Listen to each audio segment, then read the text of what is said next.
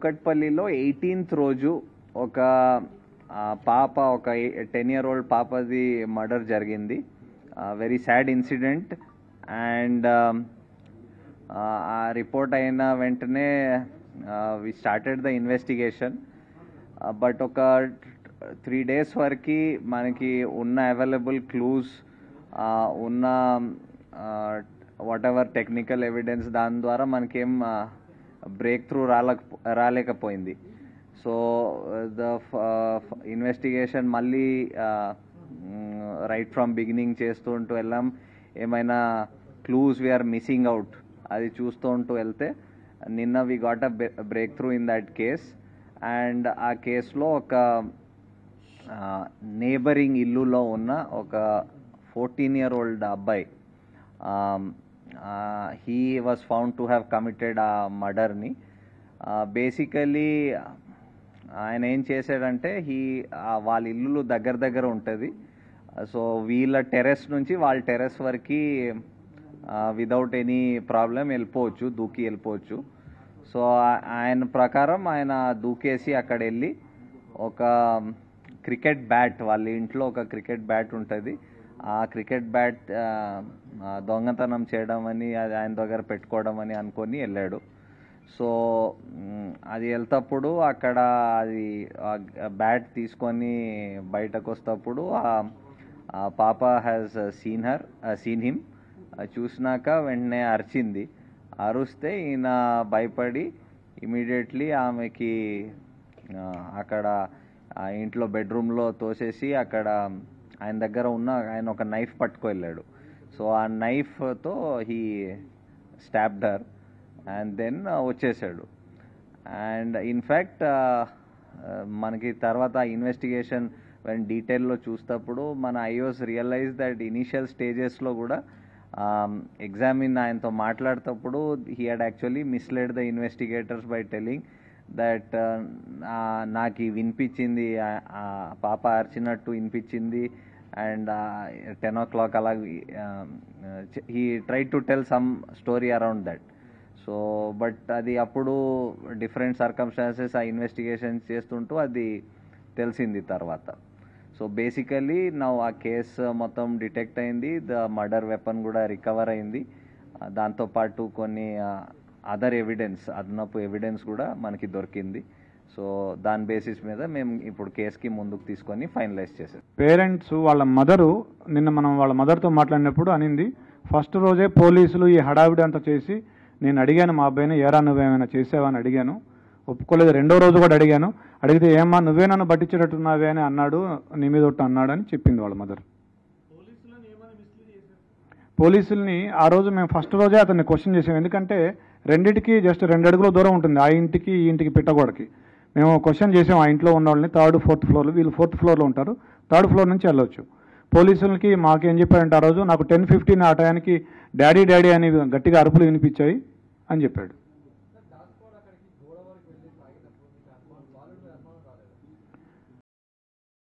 బాలుడి మీద కూడా అనుమానం వచ్చింది మాకు. అయితే మేము ఒక లిస్ట్ ఆఫ్ సస్పెక్ట్స్ చేసుకున్నాము, దాని ప్రకారం చేసుకుంటూ వచ్చాము. నిన్న అతన్ని చేశాము. తర్వాత మాకు ఇంకొక క్లూ కూడా వచ్చింది, ఒక పిల్లాడు కూడా సమాచారం ఇచ్చాడు. ఇట్లా ఆ రోజు ఏ రోజైతే అఫెన్స్ జరిగిందో ఆ రోజు మార్నింగ్ 8:30 to 8:45 అతను ఆ గోడ దగ్గర, ఏదైతే గోడ దూకి వెళ్ళే అవకాశం ఉందో ఆ గోడ దగ్గర తచ్చాడాడు అతను చాలాసేపు, ఒక 15 minutes. ఆ సమాచారంతో మా అనుమానం ఇంకా ఎక్కువై, మా అనుమానం నిర్ధారణ అయ్యి అతన్ని మళ్ళీ విచారించాము. ఫస్ట్ ఇల్లు సెర్చ్ చేసాము. ఇల్లు సెర్చ్ చేస్తే మాకు ఈ లెటర్ దొరికింది, అతను రాసుకున్న లెటర్ ఏదైతే ఉందో అది. తర్వాత కత్తి కూడా దొరికింది, 3 కత్తులు ఉన్నాయి. ఏ కత్తి అంటే సార్ నల్ల కత్తి, నల్లపిడి ఉంటుంది, దానికి అంచు నల్లగా ఉంటుందని అతనే చెప్పాడు. ఆ కత్తి తీసుకొస్తే ఇదే అని చూపించాడు. బట్టలు ఏం చేశాడంటే అతను అఫెన్స్ చేయగానే ఆ కత్తి అక్కడే కడిగేసి గోడ దూకి మళ్ళీ ఇంట్లోకి వెళ్ళేటప్పుడు వాళ్ళ నాన్న సిస్టర్స్ ఉన్నారు, వాళ్ళు ఏమైనా చూస్తారేమో అని ఆరేసిన షర్ట్ తీసుకొని ఇట్లా అడ్డం పెట్టుకొని ఇంట్లోకి వెళ్ళి బాత్రూంలోకి వెళ్ళి స్నానం చేసి ఆ టీ-షర్టు ప్యాంటు 2 వాషింగ్ మెషిన్లో వేసాడు. But we found some slight blood on the clothes. We have called a special investigation team, forensic team. వాళ్ళు స్పెషల్ లైటింగ్, స్పెషల్ స్పెట్స్ వాడి they are able to found it. I also have seen it. Yes అతనికి ఒక కుందేలు ఉండేది. ఆ రోజు ఆ కుందేలు కూడా చనిపోయింది. 11:30కి మేము టైం లేని కూడా తీసుకున్నాం. అతని మీద అనుమానం వచ్చాక అతను 11:30కి బయటికి వెళ్ళాడు ఇంట్లోంచి. 11:30కి ఆ కుందేలుని తీసుకుని డాక్టర్ దగ్గరికి వెళ్తే ఆ కుందేలు చనిపోయింది ఆ రోజు. ఆ స్టోరీ కూడా మాకు చెప్పాడు. 14 years.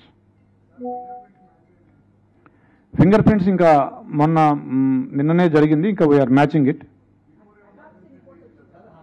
లేదు, మనకున్న సమాచారం మేరకు ఇంతవరకు అయితే ఏం లేదు.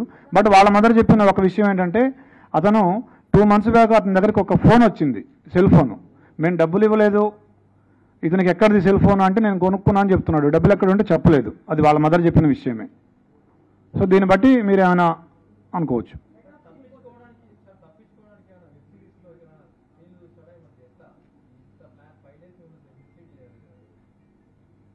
ఫైవ్ డేస్ మిస్లీడ్ చేయడం అంటే ఫస్ట్ డే మిస్లీడ్ చేశాడు. మనం మనకి ఇప్పటివరకు టెక్ రాలేదు కాబట్టి మనం అందరినీ విచారించుకుంటూ వచ్చే క్రమంలో. So basically it's a very typical case wear మీకు లిమిటెడ్ సస్పెక్ట్స్ ఉన్నారు. బికాజ్ ఆ ఇల్లుకి ఒకే కెమెరా దాని ఆపోజిట్ ఉంది, దాంట్లో ఎవరు వెళ్ళినట్టు కానీ బయటకు వచ్చినట్టు ఆ టైంలో లేదు. So we had very limited number of suspects. Motive ఏం ప్రైమా ఫేసి ఏం మోటివ్ కనపడలేదు. సో ఈ idea that somebody side building నుంచి దూకి రావచ్చు అని అది కూడా ఫస్ట్ డే వచ్చింది. బట్ ఇలాంటి కేసెస్లో వేర్ మోటివ్ ఎక్కడ క్లియర్గా ఏం కనపడటం లేదు. అండ్ అంటే సో మెనీ అన్ఆన్సర్డ్ క్వశ్చన్స్ ఉన్నాయి మాకు యాజ్ ఇన్వెస్టిగేటర్స్. ఆ టీం అందరికీ చాలా అన్ఆన్సర్డ్ క్వశ్చన్, ఇదెందుకు జరగాలి అని ఉండేది. సో ఒక వే ఆఫ్ రూలింగ్ అవుట్ చేస్తూ పోవాలి పాసిబిలిటీ, ఇది కాకపోవచ్చు అని రూలింగ్ అవుట్ చేస్తూ వెళ్ళారు. And this is a typical case wear technical evidence ఇప్పుడు నౌడేస్ మీరందరూ చెప్తూ ఉంటారు దట్ ఇప్పుడు టెక్నికల్ ఎవిడెన్స్ లేకపోతే పోలీస్ ఏం చేయలేదు. ఇది typical case where there was no technical evidence except the fact that ఆ ఇల్లుకి ఎవరు వెళ్ళలేదు, అది తప్ప ఇంకేం టెక్నికల్ ఎవిడెన్స్ లేదు. So it was very painstaking regular detective work అంటాం కదా, ఇన్వెస్టిగేషన్ వర్క్. అదే repeated same thing going over the same thing again and again చేసి అది బ్రేక్ త్రూ వచ్చింది. సో ఇమ్మీడియట్లీ మీకు ఎన్ని క్వశ్చన్స్ వచ్చినాయి, మాకు దానికంటే ఎక్కువ క్వశ్చన్స్ ఆ ఫస్ట్ డే వచ్చినాయి. బట్ ఆ క్వశ్చన్స్కి ఆన్సర్స్ ఇంత ఇమ్మీడియట్లీ ఏం రాలేదు. మీరు కూడా ఇప్పుడు చూస్తున్నారు, రీజన్ చూస్తే అలాంటి రీజన్ ఎవరికి స్ట్రైక్ కాదు, ఇలాంటి రీజన్ ఉండొచ్చని. బట్ ఇలాంటి కూడా రీజన్స్ ఉంటాయి అండ్ ఇలాంటి కూడా ఇన్సిడెంట్స్ జరుగుతాయి. సో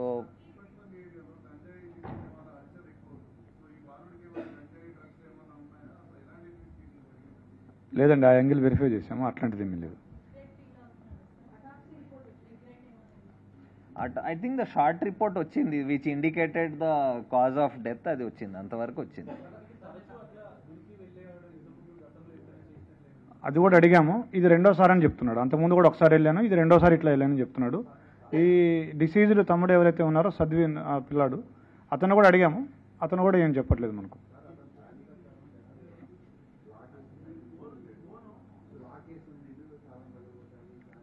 లాక్ అని చెప్పలేదు మనకి. నార్మల్గా వీళ్ళు ఇది వేరే, ఆ లెటర్ ఈ దీనికి సంబంధించింది కాదు. ఆ అమ్మాయి చూడదు, ఆ బ్యాట్ తీసుకొని వెళ్ళిపోదాం అనుకున్నాడు అతను. ఆ అమ్మాయి ఇంకా చూడదు, ఆ బ్యాట్ తీసుకొని పరిగెత్తుకొని వెళ్ళిపోవచ్చు అనుకున్నాడు.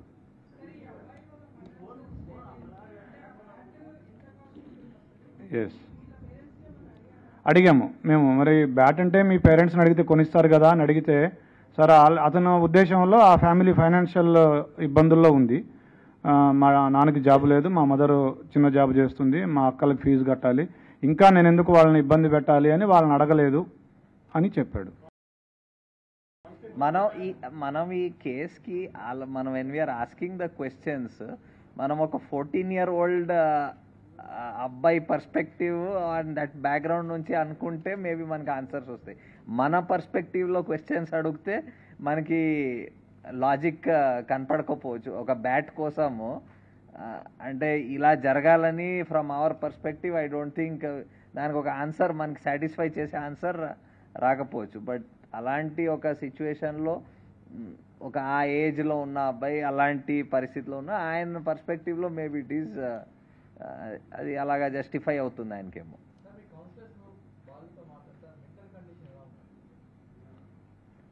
ఇంకా I think we'll do that slowly. ఇప్పుడు నిన్న just we got the break through, we'll put up ఈ court related matters will take up, then definitely professional help whatever ఆయన థాట్ ప్రాసెస్ అవన్నీ అర్థం చేసుకోవడానికి will take. Because is a juvenile, he will go to a juvenile.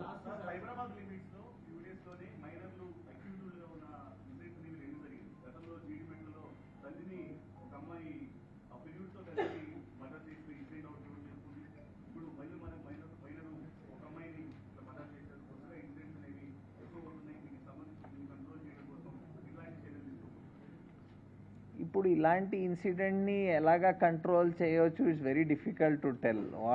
14-year-old ఏమనుకున్నాడో అది మేము it's almost impossible to, and మేము మైండ్కి map చేయడం of people it's very difficult unless crime usually control ఎలాగవుతుంది when previous occurrence or history అలాగుంటే control అవుతుంది. కానీ when a individual decide something in his mind, ఇలాంటికి there is no way of anybody, అంటే ఇది మేమే ముందు ఆలోచించి దానికి ఆపడానికి అసలు మీరు చెప్పాలి ఏమైనా ఉంటే.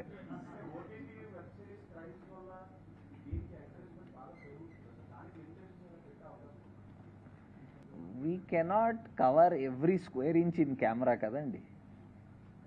వీ కెనాట్, అంటే it is not physically possible. ప్రపంచం అంతా ఎవ్రీ స్క్వేర్ ఇంచ్ కెమెరాతో కవర్ అవుతుందని అది కష్టం.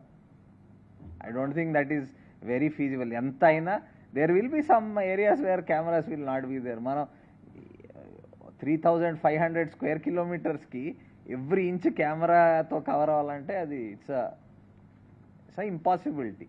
So there are first day వచ్చింది సైడ్ నుంచి ఎవరో రావచ్చు అని, ఫస్ట్ డే అది ఒక పాసిబిలిటీ వచ్చింది. అందుకే సైడ్ ఇల్లు కూడా అది ఎవరెవరు ఉంటున్నారు అవన్నీ ఫస్ట్ డే కూడా వెళ్ళారు. But it is different. అదే ఇన్ రెట్రోస్పెక్ట్ అన్నీ ఇది చేయవచ్చు అది చేయవచ్చు అని అనిపించవచ్చు, కానీ అప్పుడు చేసేటప్పుడు మీకు కొన్ని క్లూస్ లీడ్ చేస్తాయి కొన్నిటికి, అవి ఎగ్జామిన్ చేస్తారు, మళ్ళీ అది రూల్ అవుట్ చేస్తారు, మళ్ళీ అది కాకపోతే మళ్ళీ ఏదోకి వెళ్తారు.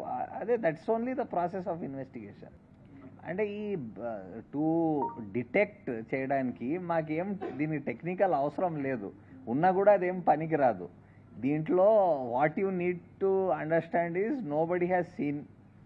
ఓకే, ఆ person has gone, committed offence, came back because of the circumstances. దానికి ఏం మనకి I think 24 hours satellite imagery ఉంటే తప్ప over every house possible, which is not possible. అది ఉంటే తప్ప there is no way we can do that. So ఇప్పుడు కాదు, క్రైమ్స్ ఈరోజు జరగటం లేదు కదా, crimes have been occurring since human beings have existed. So దానికి ఇప్పుడు ఇది ఉన్న ముందు కూడా డిటెక్ట్ చేసేవారు. ఒక 30 years బ్యాక్ మర్డర్ జరిగింది కదా, 35 years బ్యాక్, అప్పుడు కూడా డిటెక్ట్ చేశారు. అప్పుడు సీసీ కెమెరా ఉండొచ్చు. So it's all a process. When a crime takes place, ఎంత మంచిగా ప్లాన్ చేసినా ఎక్కడొకటి తప్పు జరుగుతుంది. దెర్ ఆర్ సమ్, ఆ తప్పు ఒక్కొక్కసారి మాకు దొరుకుతుంది, ఒక్కొక్కసారి కొంచెం టైం తర్వాత దొరుకుతుంది, ఒక్కొక్కసారి దొరకదు. Okay, nobody is perfect in the world. Neither is the criminal perfect, nor is the police perfect. So it happens. Sometimes it happens immediately, sometimes it takes time. Whether we are making the effort or not, whether we are covering everything, that is important. అది చేసాం so ఒక రోజు వచ్చింది. పక్కనే ఇల్లు 4th floor, అతను బాల్కనీలోకి వస్తే వీళ్ళ ఇల్లు కనిపిస్తూ ఉంటుంది. అది చూసేవాడు, చూసి బాగా టెన్షన్ కూడా పడుతుండేవాడు రోజు. అది పేరెంట్స్ కూడా అబ్జర్వ్ చేశారు, అతను కూడా తర్వాత మాకు చెప్పాడు. ఒక 5 టీములతోటి దాదాపుగా ఒక 20 మంది ఎప్పుడు గత 5 రోజులుగా ఇదే పని మీద ఉన్నారు.